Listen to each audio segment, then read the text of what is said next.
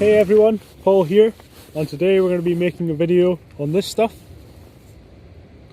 That is quartz, a particular type of stone we can find. Quartz has a multitude of uses.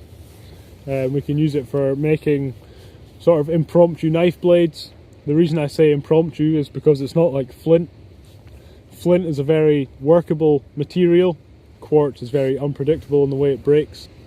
So the knife blades that we're going to be making today aren't pretty by any standard, however they're very sharp and they do the job.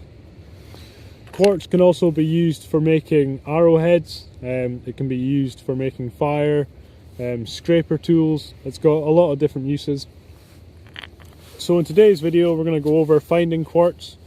There's a few different types of quartz we can find. There's quartz that have a sort of bigger structure, there's finer quartz, there's quartz that has other stones going through it, there's quartz with metal in it, so there's quite a lot of different types. But we're going to go over finding quartz that's going to be good for using, and after that we'll go on to processing it to make these stone blades, and after that I'll show you a few other little tips and tricks of quartz that we can do as well. So first things first, let's go and identify some quartz and we will get stuck into that.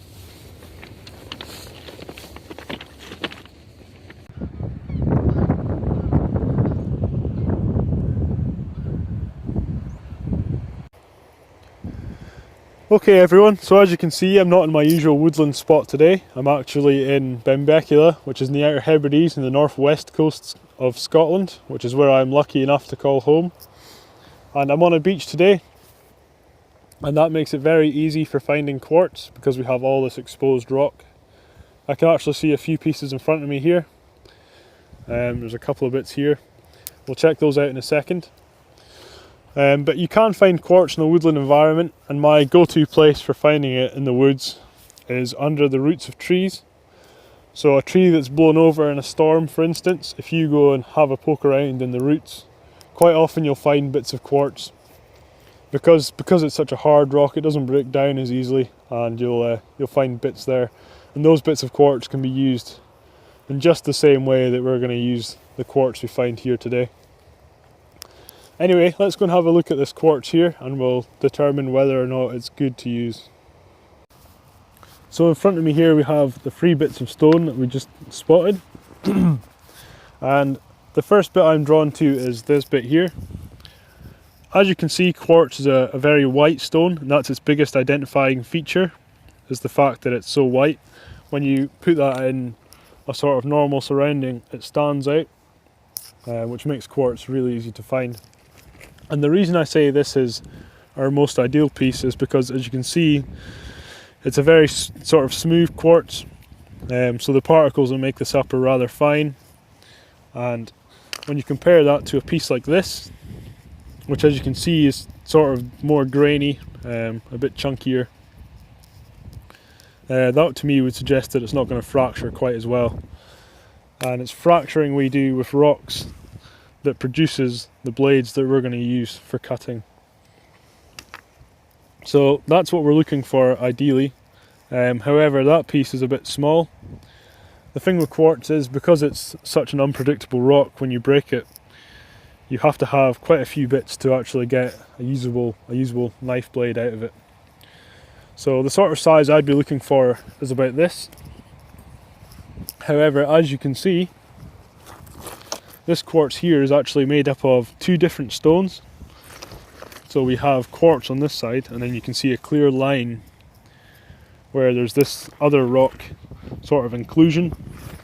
And the problem that presents us is when we go to fracture it, we don't know what's inside this rock, but we know there is bits of other stone in it, and we can tell that because there's bits poking through, the likes of this stuff here. So that would be one to avoid.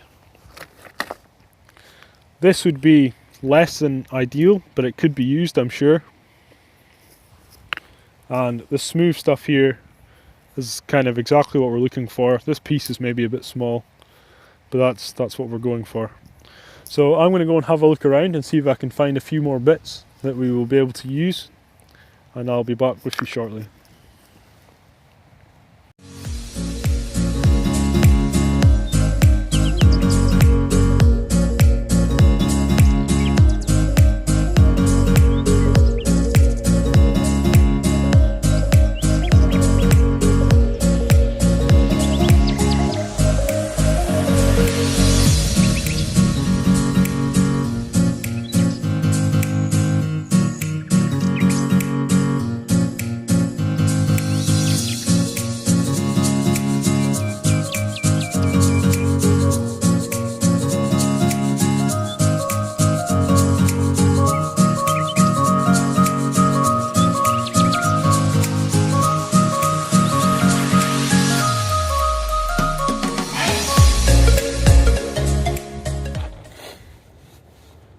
Okay everyone, so we've got a few bits of quartz here.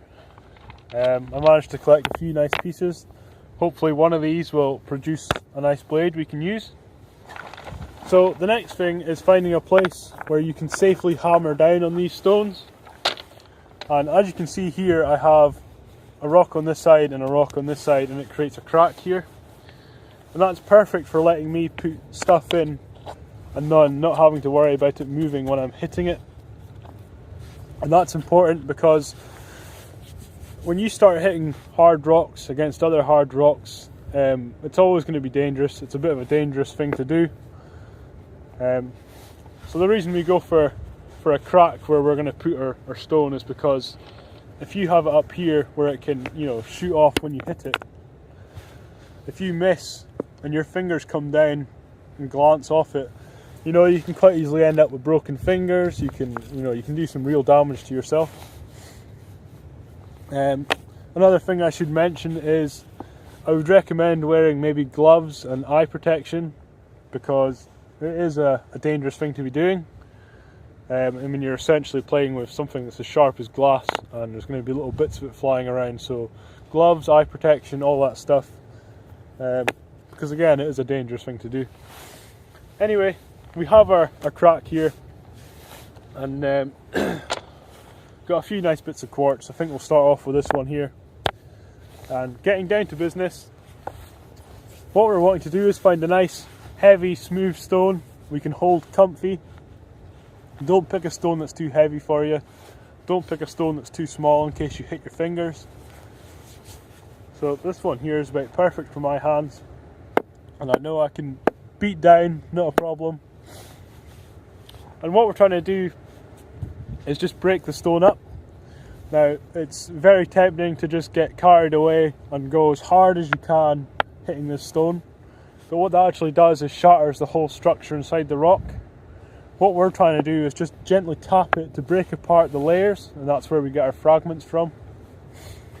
So again, you want to have it somewhere stable where you can beat on it, and then you're not going to hit it too hard, just hard enough to break it. If you feel like it's not going to break, step it up a wee bit, but don't go all out crazy, because you'll just end up hurting yourself somehow. So what we're going to do is just beat on the rock,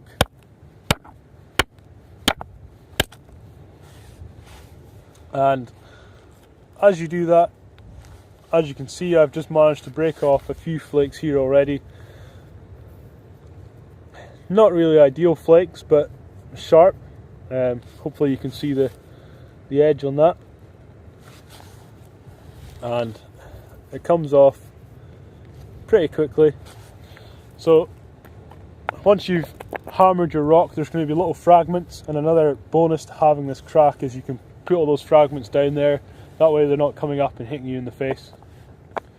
So what we're going to do is just keep beating on these rocks, and I'll come back to you once we have some blades that we can actually make use of.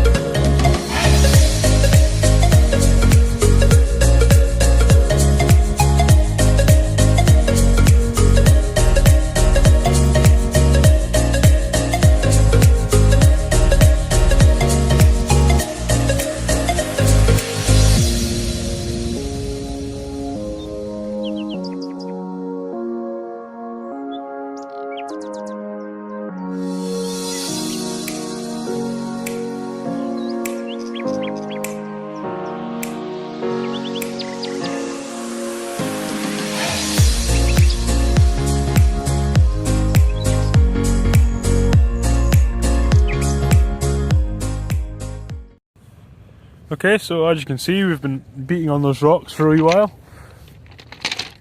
A couple down here.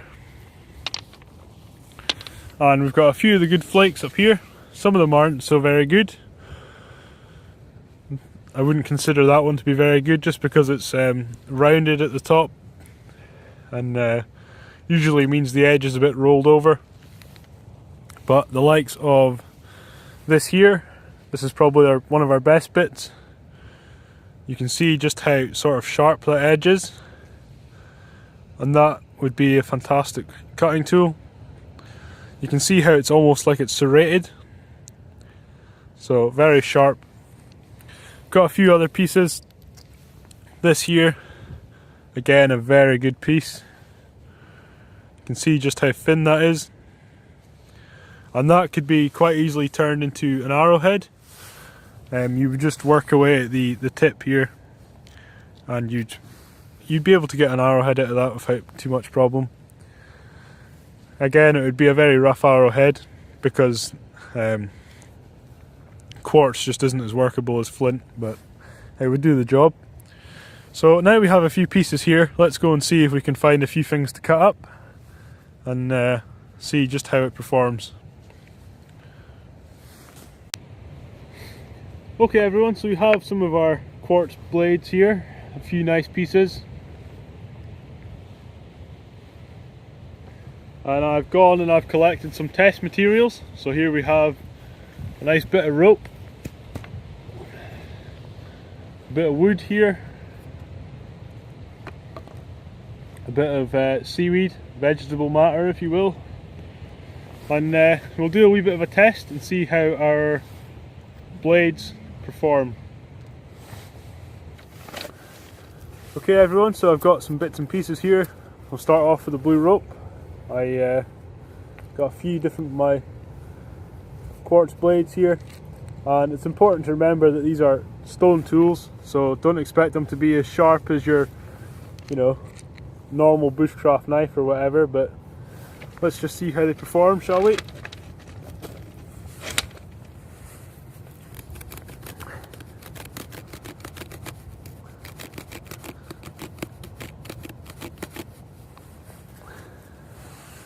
It is getting there slowly.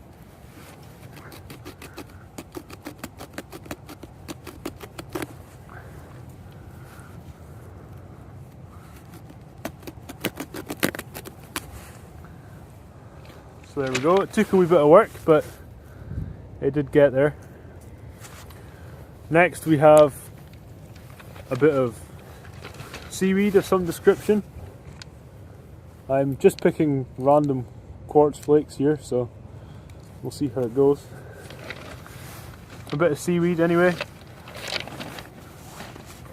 Should be pretty easy.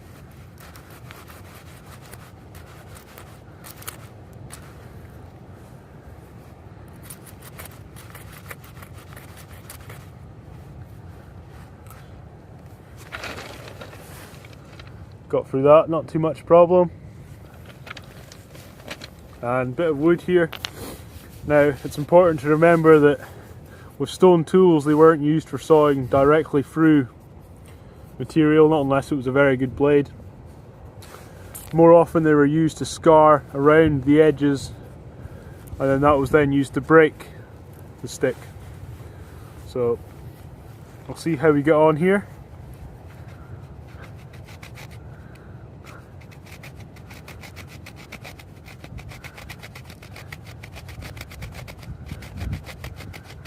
Seems to be going through really well, so we'll carry on like this. There we go. So obviously that's a bit of driftwood, but as you can see it went through it, not too much problem. So it does cut, it is a sharp edge and it can be used effectively.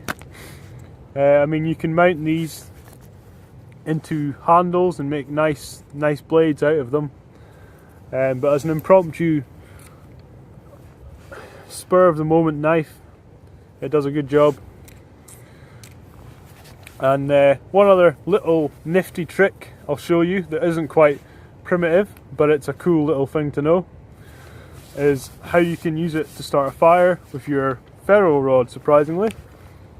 So bear with me a second, I'll set up for just that.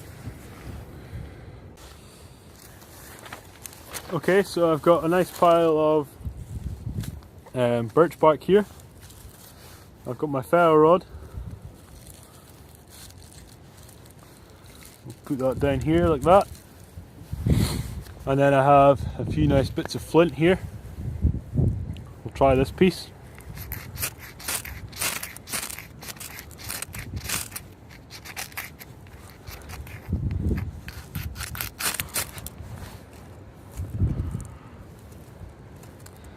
There we go. So you can also use quartz as your striker to get your ferro rod going. Just a little bonus tip for you there.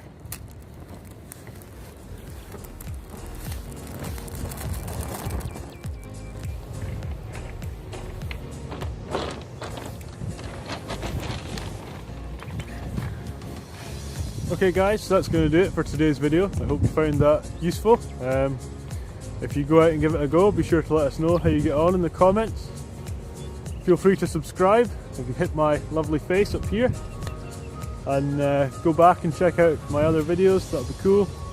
But anyway, thanks for watching guys, and I'll see you all again soon.